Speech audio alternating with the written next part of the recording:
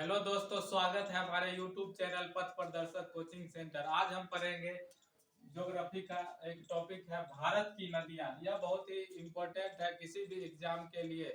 तो हम देखेंगे भारत की, सबसे पहले भारत की नदियां पढ़ने से पहले नदियों के बारे में पढ़ेंगे। नदी भारत में पवित्र मानी जाती है। गंगा नदी, बहुत नदी है, गंगा, ब्रह्मपुत्र, गोदावरी, कृष्णा, दक्षिण भारत की नदियां भी बहुत सी, ये सभी पवित्र नदियां हैं। तो नदियां हमारे शुरू से ही पवित्र मानी जाती है। तो नदियों के बारे में आज पढ़ेंगे, बहुत ही इंटरेस्टिंग टॉपिक है। और मैप के द्वारा हम पढ़ेंगे कि कौन सी नदियां कहाँ पे है, किस राज्य से बहती है, कहाँ से निकलती है और कहाँ पे किस सागर में जाकर के गिरती है। तो आप कॉपी और कलम लेके बैठिए और मैप के द्वारा बनाइए कौन सी नदियां कहाँ गिरती है। तो नदियों के पढ़ने से पहले दो टर्म आता है हमारा, एस्ट्यूरी, एस्ट्यूरी और डेल्टा। एस्ट्यूरी का मतलब होता है ज्वलंत मुख।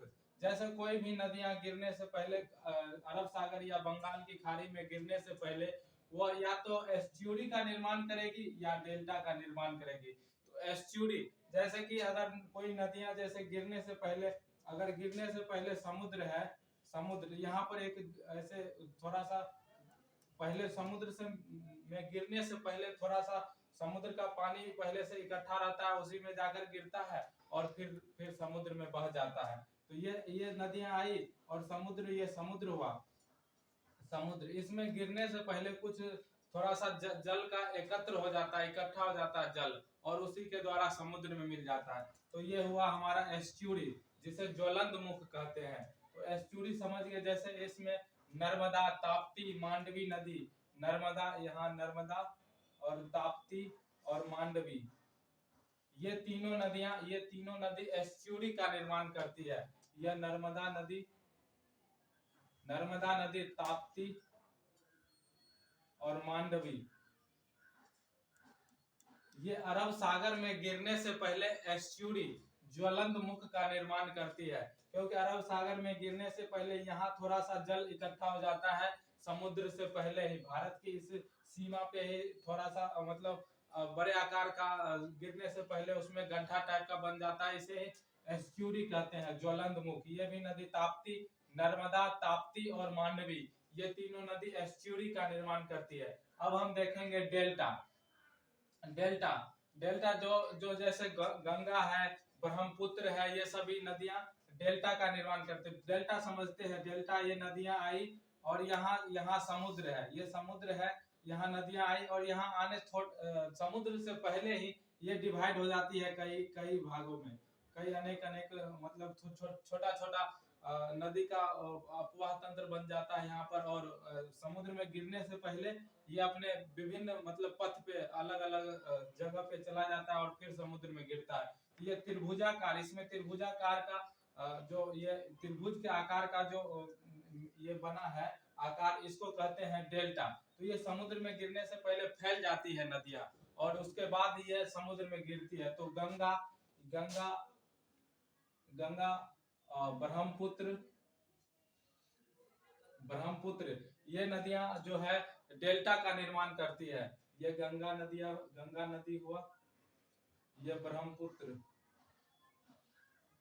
ब्रह्मपुत्र, ये नदी जो है डेल्टा का निर्माण करती है। तो अब ये सुंदरबन का डेल्टा, जो गंगा नदी सबसे विश्व का सबसे बड़ा डेल्टा, गंगा नदी के ये पश्चिम बंगाल सुंदरबन डेल्टा जो विश्व का सबसे बड़ा डेल्टा है, तो यहाँ पे बनता है पश्चिम बंगाल में सुंदरबन डेल्टा।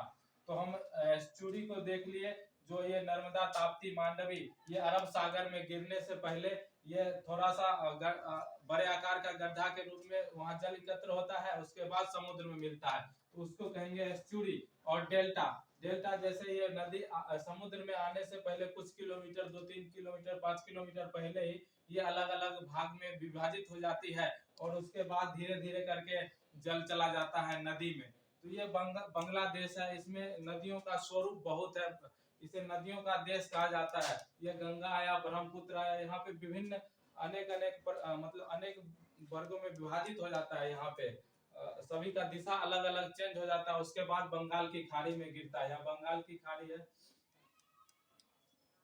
बंगाल की खाड़ी, और इधर अरब सागर।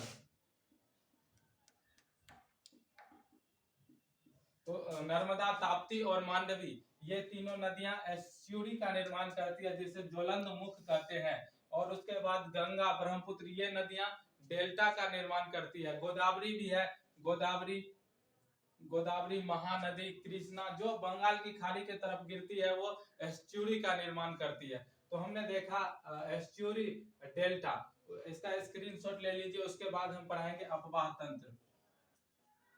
चलिए, अभी तक हमने देखा गंगा, ब्रह्मपुत्र और गोदावरी ये सभी अरब बंगाल की खाड़ी में गिरने से पहले जो है ये डेल्टा का निर्माण करती है। और ये नर्मदा, ताप्ती, मांडवी ये अरब सागर में गिरने से पहले एस्चुरी का निर्माण करती है। अब हम पढ़ेंगे अपवाह तंत्र।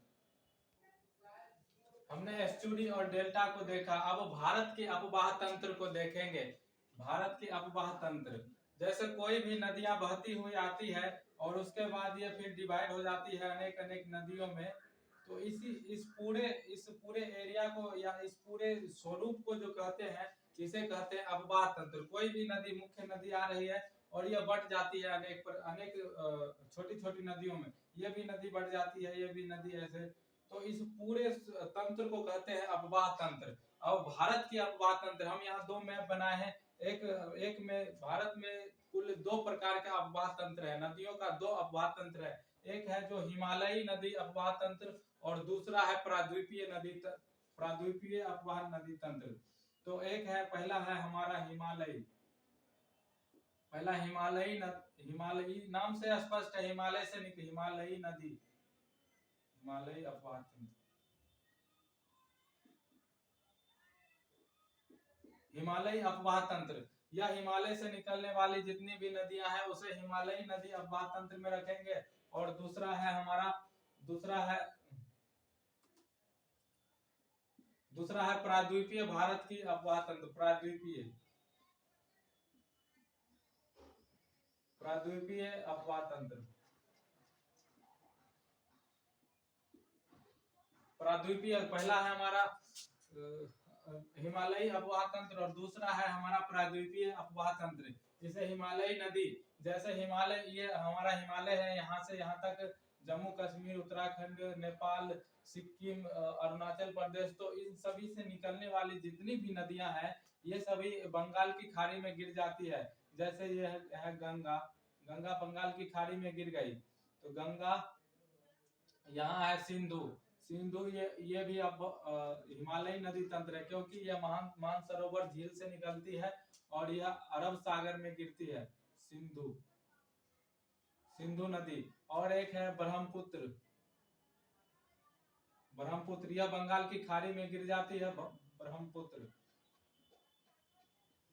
तो हिमालयी नदी तंत्र, जो नदियां हिमालय से निकलती है तो उसे कहते हैं हिमालयी नदी या हिमालयी अपवाह तंत्र। भारत की नदियों को दो अपवाह तंत्र में बांटा गया है, एक है हिमालयी नदी, तो जो नदियां हिमालय से निकलती है उसे हिमालयी अपवाह तंत्र कहते हैं। तो जो हिमालय से, यह मानसरोवर झील हिमालय से निकलती है और सिंधु नदी अरब सागर में गिरती है। यह ब्रह्मपुत्र नदियां ये मानसरोवर झील से निकलती है, अरुणाचल प्रदेश से होते हुए ये बंगाल की खाड़ी, बांग्लादेश से होती है, बंगाल की खाड़ी में गिरती है।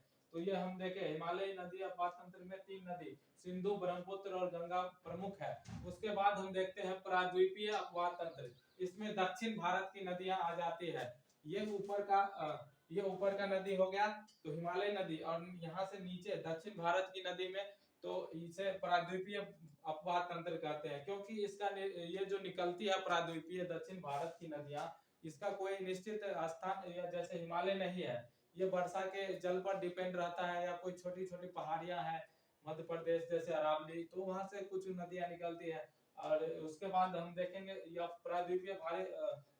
प्राद्वीपीय अपवाह तंत्र में एक नदियां प्रमुख नदी है नर्मदा, नर्मदा यह मध्य प्रदेश के अमरकंटक से निकलती है और गुजरात से होते हुए अरब सागर में गिरती है। उसके बाद है ताप्ती, ताप्ती यह मध्य प्रदेश से निकलती है और अरब सागर में गिरती है। उसके बाद है मांडवी, मांडवी ये भी अपवाह तंत्र की नदी, प्राद्वीपीय तंत्र की नदी है। अपवाह तंत्र ये हिमालय, सिंधु, गंगा है, ब्रह्मपुत्र, और प्राद्वीपीय में हम देख रहे हैं नर्मदा, ताप्ती, मांडवी, इधर गोदावरी,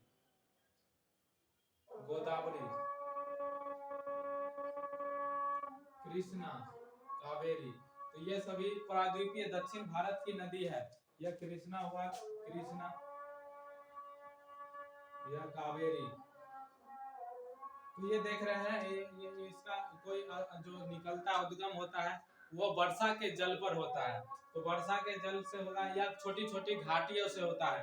तो ये सालों भर इसमें पानी रहने की संभावना कम रहती है। और इसमें जो हिमालयी नदी आबाद तंत्र है, इसमें सालों भर पानी बहते रहता है। इसमें इसका प्रवाह ज्यादा रहता है और इसका प्रवाह कम रहता है। तो प्रायद्वीपीय जो उत्तर भारत की नदियां ऊपर में है, तो इसको हिमालयी नदी तंत्र कहेंगे। और जो दक्षिण भारत की ये नीचे की नदियां हैं, उसको प्रायद्वीपीय अपवाह तंत्र में रखेंगे। तो हिमालयी नदी अपवाह तंत्र में हम देखें, सिंधु, ब्रह्मपुत्र, गंगा प्रमुख नदी है। उसके बाद हम प्रायद्वीपीय अपवाह तंत्र में हम देखें, नर्मदा, ताप्ती, गोदावरी, कृष्णा, कावेरी, ये सभी जो है प्रायद्वीपीय अपवाह तंत्र की नदियां हैं। इसमें सालों भर पानी जो रफ्तार होता है कम रहता है, क्योंकि ये वर्षा जल पे डिपेंड रहता है। और ये नदियां हिमालय सालों भर पिघलती रहती है, तो जिसके कारण सालों भर पानी रहता है और इसका रफ्तार अधिक रहता है। तो हम भारत की नदियों में देखें, दो वर्गों में बांटा गया है भारत की नदी को। एक है हिमालयी अपवाह तंत्र और दूसरा है प्रायद्वीपीय अपवाह तंत्र। हिमालयी अपवाह तंत्र में हिमालय से निकलने वाली नदियां सिंधु, ब्रह्मपुत्र, गंगा। और प्रायद्वीपीय अपवाह तंत्र में दक्षिण भारत की नदियां आ जाती है, नर्मदा, ताप्ती, मांडवी, गोदावरी, कृष्णा, कावेरी। तो हम देख लिए। अब उसके बाद नेक्स्ट वीडियो में हम देखेंगे, एक एक नदी के बारे में पढ़ेंगे, जैसे सिंधु नदी तंत्र, गंगा नदी तंत्र, ब्रह्मपुत्र। तो एक एक नदी के बारे में पढ़ेंगे और उससे निकलने वाली सहायक नदियों के। तो अगर वीडियो पसंद आए तो लाइक कीजिए और सब्सक्राइब कीजिए।